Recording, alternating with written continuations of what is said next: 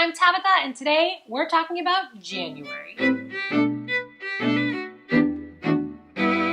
It's the first month of a brand new year, and I have 2020 goals that I'm already working on. If you're a regular watcher of this channel, you may already know this, but my 2020 goals fit on one convenient little image. Let's take a look at them together. I'm going to check the progress of my 2020 goals, starting at the top of this document and working my way down. Starting at the top, one of my biggest goals for 2020 is to get Training Tutor not only finished and edited, but published and available to you. So in January, I got the last feedback from the second round of betas, and I'm now having time to put other stuff aside and focus on reading the beta comments from Training Tutor and making any changes that need to happen to that book. So really, although I didn't make a ton of progress, I did make some progress. I only switched to this project maybe a week ago, and as you can see from my fancy little progress graphic here, I've already finished revising 8 chapters using that beta feedback. I can go faster for this process because it's the second round of beta. So I had a beta, I made changes, and now I've had another beta. So I'm finding that most of the changes this time around tend to be smaller, and then we'll be ready for edits. So I am still on track for Training Tutor. The next box you notice over there on the left-hand side is the box for my edits and rewrites. So that's from book 4 and also the Magical YA. It's going to be pretty fast to talk about this box because those didn't happen in January. That's right, I failed a goal. My irrational perfectionist self is telling you, ignore that box and let's hope it gets done in the next 11 months. Really, here's the reason for that. In my mind, my plan is to finish the edits and rewrites of Training Tutor and then go right into book 4. So I really couldn't focus on that yet. As for the Magical YA, I actually got the first page. I got some feedback and some critique from another author who I appreciate. He hosted it on his live and got a lot of feedback and things like that on his, so I made a lot of good notes, but I'm kind of letting it simmer, and I'll come back to the Magical YA soon. On the right-hand side, you see I had my goals for the things I wanted to zero draft. The top one being Kingdom of Fronn Book 5. I'm calling that sort of done for now because it's as done as it can be until I finish my rewrites of Book 4, if that makes any sense. So my timeline looks like finish Training Tutor, finish the edits of Book 4, and then go back to Book 5. There's some timelines I think I want to wrap up in 4, but I need to make sure they're there. Otherwise, they better be in 5, because that's the last book and people are going to have questions. As for the YA Contemporary, I had one day where it was screaming at me that it could no longer be ignored, and I added 1,500 words to it. But other than that, it's been pretty much ignored in January while I focus on Fronn. And of course, that third one that just helpfully and vaguely says something new, I still don't even know what that something new is yet. So let's hope in the next 11 months it jumps out and I figure out what it's going to be. Or I'm going to have to fail that goal. Down on the bottom of that graphic, not because they're any less important, you see my 3 other goals. The top one being that I was planning on posting 24 short stories, scenes, or poems to my blog, tabithashipleybooks.com, because I like being able to play around with fiction and post scenes that aren't necessarily related to what I'm writing. 24 would of course be 2 per month. In January, I posted to the blog 4 times. One of them was a short straight out of my idea journal, and I'll make sure I post a link in the description to that post. It was called Darkness. And then in addition to that, I did post 6 poems to my Instagram, where you can find me at author Tabitha Shipley. Those 6 poems, my plan is to post those to the blog towards the end of the month with a little insider view or information about each poem, kind of a behind the scenes sort of thing.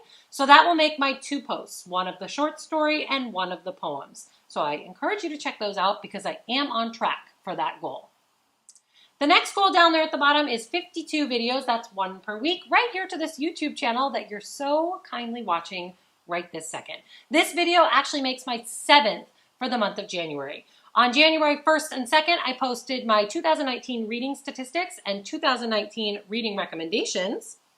On January 7th, I answered your frequently asked questions about beta reading. On January 10th and January 21st, I dropped book review recommendations or book review wrap-up videos.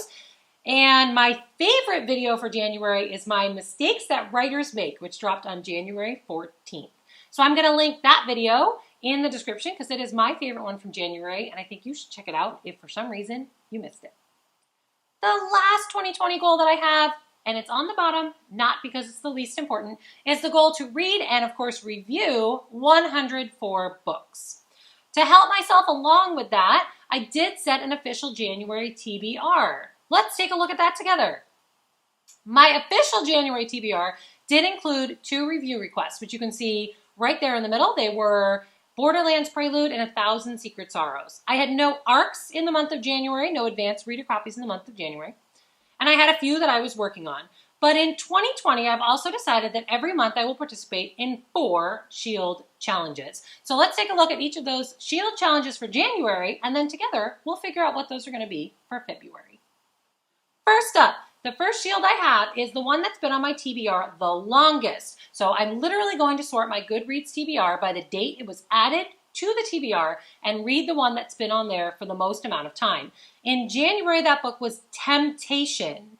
That book was added to my TBR in 2017. I have no cool stories about how it ended up there or why it's been there that long because I don't remember adding it. But in January, I finally read the book and I was wildly disappointed. In fact, I gave it a pretty scathing 1-star review. I'll make sure I drop my book review videos in the comments in case you missed it the first time around. But I have high hopes that February will turn out better and that I have books that have been on my TBR that I will love. I just haven't had a chance to get to them. So let's see which book is going to earn this Shield for the month of February. I should mention before I do this that my Goodreads TBR is very accurate. Going into 2020, knowing I wanted to do this challenge, I made sure that it was accurate. All my review requests, every book that I've been recommended or that I plan on reading someday, or even the ones that I bought on my Kindle and Nook and haven't read are all on my TBR to make this as accurate as possible. So sorting my want to reads by date added, it looks like the oldest book on here was also added in November 2017, and that book is Rising by Shannon Winters.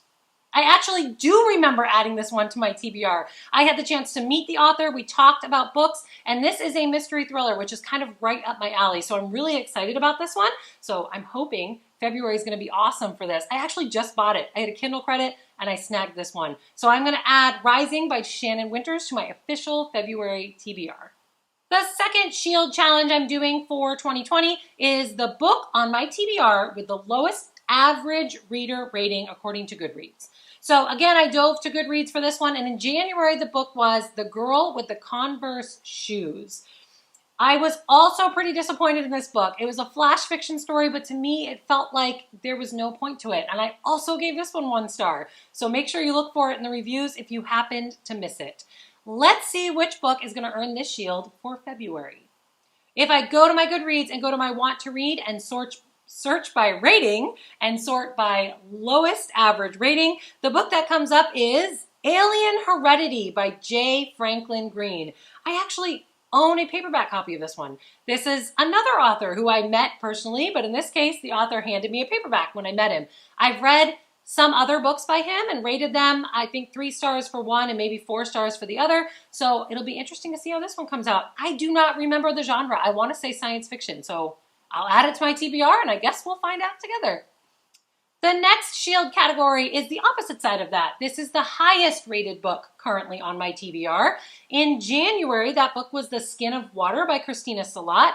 I adored this young adult contemporary. This gave me like renewed vigor for how cool this challenge is going to be because this book was wonderful. The high ratings on this one were well deserved. This is a solid story about a teenager who is learning to live on her own after literally walking away from her past. It had wonderful emotions and backings to it and just had themes I wasn't expecting. This one is recommended for sure. Let's see for February what is going to earn this Shield. So if I go to my Goodreads Want to Read and sort by ratings and flip it the other way and go to the highest average, it looks like that one's going to be The Chronicles of Henny Volume 2 by Carrie Davidson. Okay, this is cool. I read Volume 1, loved Volume 1, and then I won 2 and 3 in a giveaway. So I have it. It's here. It showed up from Canada, so I have a paperback. This is going to be fun. I'm excited. I'm adding Chronicles of Henny Volume 2 to my February TBR. The last Shield challenge is a book recommended based on my most recent 5-star read. Going into January, my 5-star read was Sometimes I Lie by Alice Feeney, a psychological thriller. So Goodreads recommended another psychological thriller, The Wife Between Us by Greer Hendricks and Sarah Pekkanen. I gave The Wife Between Us only 3 stars. It had a really niche audience because it wasn't as fast-paced as I was looking for. Although the psychological thriller delivered, it definitely didn't become a new favorite book. I'm hoping for something a little better this time. In January, I gave 5 stars to Bits and Pieces by Dawn Hosmer. Dawn herself actually commented on my Twitter post looking for recommendations and dropped a bunch of recommendations for me. So let me show you what they were here. Yeah, she had a lot of recommendations. So what I did was I took all of Dawn's recommendations and threw them in this cup. And I'm just going to pull one out and we're going to add that one to my February TBR. So let's see what we get. Oh. Looks like I'm reading The Husband's Secret by Liane Moriarty. I actually have read something by Liane Moriarty, I think. I think she's the author of Big Little Lies or Little Big Lies, or what, which I enjoyed. So that's cool. So Husband's Secret by Liane Moriarty. This was recommended by Dawn Hosmer as something that was similar in some way to her book, Bits and Pieces. So I'll add that to my February TBR. So including those Shield challenges, my January TBR looks like this. I actually, full disclosure, the bottom one on that yellow box right here, I'm not done with that yet. But today is not the last day of January, and I will finish that book. So I'm counting it. Assuming I finish Whirlwind, my total books for January is sitting at 16 titles. I know, it's shocking. The page count for January is 4,430. That means on average, each book I read was only about 276 pages, which is a little lower than my average normally is. That means some of these books were short stories, including that one that was a flash fiction, which I think is how I was able to get through 16 titles. We'll see how February goes. Speaking of February, let's set my official February TBR. Of course, my TBR is going to include those 4 Shield challenges that we just talked about, but let's see how this actually looks when you put it all together. So in addition to the 4 Shield titles, you'll notice I do have 2 in the middle, Falling for Wolf and Kingdom Come. Those are review requests. Right next to those, you have Like Nothing Amazing Ever Happened. That's an advanced reader copy from NetGalley that's actually coming out in April. Down at the bottom, you see Flowers for Algernon, which is kind of strange for me to have such a classic on there, but I have the audiobook on hold for me at my library, and it's supposed to be in February. The other 3 books that round out this February TBR are books that I already own in either paperback or ebook that I really just want to carve out time to get to. So, to recap how January went for my 2020 goals.